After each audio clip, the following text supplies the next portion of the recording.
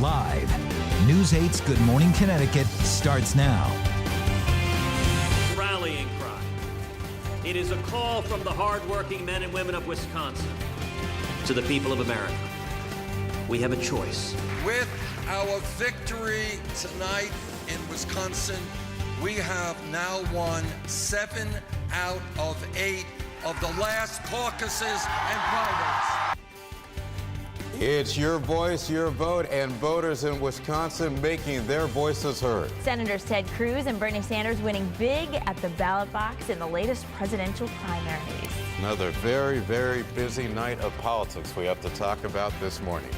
Good morning, everybody. If you're just getting up and about on this Wednesday morning, it is 6 o'clock. Thank you for spending part of this early part of your day with us. I'm Keith Coons. Good morning, Keith. Good morning, everyone. Happy Wednesday morning. I'm Laura Hutchinson. Gil Simmons has this day off after bringing us snow early. Maybe he's in hiding, Sam? That's right. He probably is, although in Gil's world, he's probably celebrating because of how chilly it was. Very cold temperatures this morning. I pray that you did not shut the heat off in your house, because if you did, you're probably really, really cold right now. Just 26 in the capital city with winds out of the north-northeast. These winds will shift, and that will bring us milder weather, but it's going to take a little while longer before that happens. Not a cloud in the sky as we await the sun to come up, and the sunrise shots this morning will be fantastic. Get a picture, tweet me at Sam Cantor. I'd love to use that on the air. 23 the temperature in Meriden, 24 New Haven. We're at 27 degrees in Bridgeport, so it is a cool start to the day. Temperature is a couple of degrees cooler in many spots than it was yesterday. We'll give you a lunchtime planner, talk about the bus stop forecast when we see you in just a few. Teresa, Hi, 6 Sam. a.m. Any problems? No, actually. Nice. Back to you. No, we are dealing with a real easy ride to work this morning. We're kind of in that window of opportunity where you can leave the house without any problems. Take a look at our traffic map. One corner of the state to the other. Lots of green speed data. And again, no obstacles out there. New Haven construction, you have cleared for the day. 95 northbound and southbound looking terrific as you cross over the Pearl Harbor Memorial Bridge. Same situation in New London over the Gold Star Memorial. If you're leaving the quiet corner, moving down 395 into Norwich, real smooth for you there. Waterbury looks terrific. This is right by 23. Set the cruise control, take off right into Hartford. Westbound, those headlights coming towards us. Moving into Middlebury, the construction is cleared for the morning, and that looks fine right through Danbury. Check the cameras for yourself over at WTNH.com. Laura, over to you. Teresa, thank you. Now to our Vote 2016 coverage. The presidential candidates are moving their campaigns to other states. For the Democrats, both Hillary Clinton and her rival, Senator Bernie Sanders, will attend events in Pennsylvania. On the Republican side of the race, Donald Trump and Senator Ted Cruz will be in New York.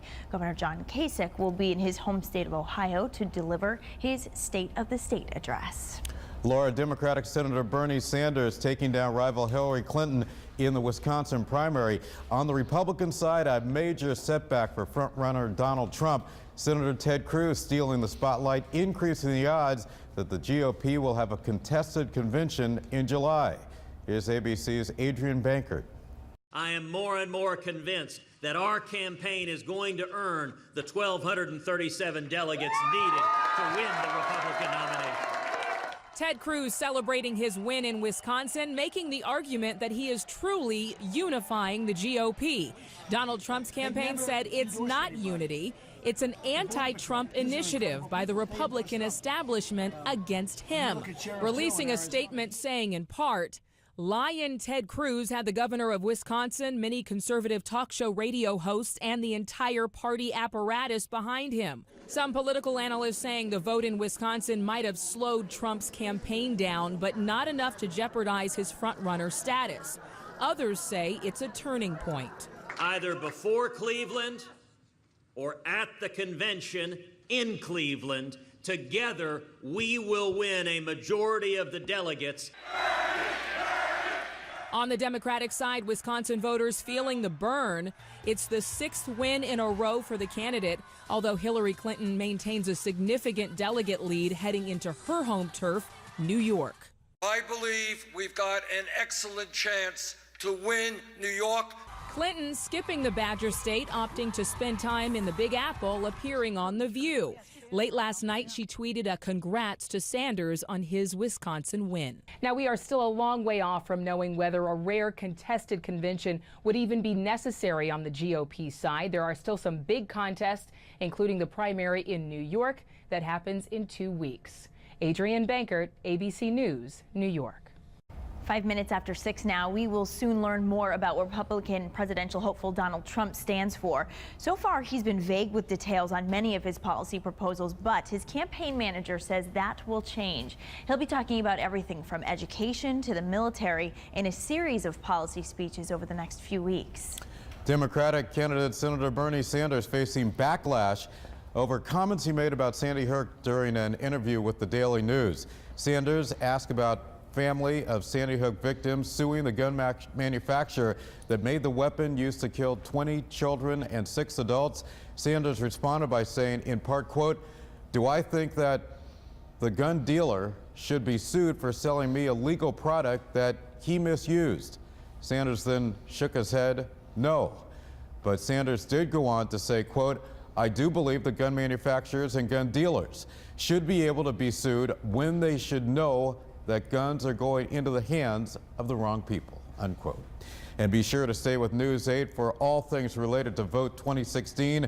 We, of course, will keep you up to date with what the candidates are saying and doing out on the campaign trail, and of course, all the very latest election results. New this morning, gas prices are going back up all across the country after falling to the lowest point in more than 7 years. So let's take a look at the prices at the pump this morning. Here they are. The national average is $2.04. In the state of Connecticut, the average cost of a gallon of gas is a little bit higher at $2.15. So why are Connecticut's gas prices rising faster than other locations across the nation? Well, News 8's Renee Schmiel live for us outside a gas station in New Haven this morning with some of those answers. Good morning, Renee. Good morning, Laura. You may have noticed prices slowly starting to climb up in the past 6 to 8 weeks or so. In fact, those prices have gone up about 30 cents just in the last month alone. Right now, demand is starting to increase because we're on the cusp of the summer driving season. Many refineries are also offline and getting ready to produce the more expensive summer blend. Filling up can be especially hard on your wallet in Connecticut because of the high gas taxes. Then add high distribution costs and strict environmental regulations that some other states don't have, and that equals higher prices. And how much you pay at the pump may depend on where in Connecticut you're filling up. That's because of what's called zone pricing, which is pricing based on what the market will bear. Experts say gas prices are the highest they've been in about 5 months, and that's everywhere. And prices are expected to rise another 15 cents by this summer. Compared to the prior month, prices are going to be higher. But compared to last year, they are still probably going to be a little bit lower. Quite a bit lower. Gas is more than 30 cents cheaper than it was last April. Still, Connecticut is the 10th most expensive state to fill up in. Reporting live this morning, Renee Schmiel, News 8. Renee, thank you. We could use temperatures going up with those gas prices. Sure, I'd take that. That works. Well, we'll see what happens. We're going to get in the direction we like to see, but it's very slow to go this morning. Temperatures are only in the 20s. We have some spots that are only in the teens here in Connecticut. 24 New Haven, 26 in Hartford, and the temperatures this afternoon will actually go up 20 degrees from where we are right now, so that's pretty good. Same thing in New York City. The temperature is 30. It was 31 an hour ago. Now, we haven't broken any records this morning, but regardless of whether we break a record or not, it still is really cold. Kids at the bus stop will need to bundle up in the warmest winter coat that they've got. Expect plenty of sunshine as we watch the sun to come up, which is pretty soon. 6:24 a.m. now, sunrise happening. 23 is the expected temperature inland. We should be in the mid and upper 20s at the shoreline. By lunchtime, the weather will be nice and quiet. We aren't expecting much wind around noon. The temperature between 39 and 40. Then we increase the clouds, we increase the wind, but with that comes increasing temperatures. So that's not so bad, right? We'll talk about the rain that's coming into our state when we see you again coming up in just a little bit. Teresa, a real up and down weather theme, but you'll like it towards the end of the 8-day, I promise. All right, Sam, we'll stay tuned for that. And good morning, folks. It's looking terrific out there on the roadways. This map, it's gorgeous. Not a whole lot of obstacles for if you want to leave the house right now. Let's zoom in and check check some speeds around the state. Right now, if you're making the drive Hartford to Waterbury on the westbound side of 84, that's a 33-minute drive. Midday construction will be out there, but all lanes are expected to be open. Speeds New Haven to Hartford are pretty typical. That's a straight shot right up 91. It'll take you 38 minutes there. And then as you make the drive New Haven to the George Washington Bridge, only about 15 extra minutes this morning. And that's as you cross over to New York. So right now, looking good out there. Good morning, New Haven. As you cross over Long Wharf, we're looking terrific. And then we're going to take a peek here in eastern Connecticut. We're crossing over the Gold Star Memorial Bridge without any problems. That overnight construction in Middlebury is long gone, and we're looking terrific here as you cross over the Mixmaster in Waterbury.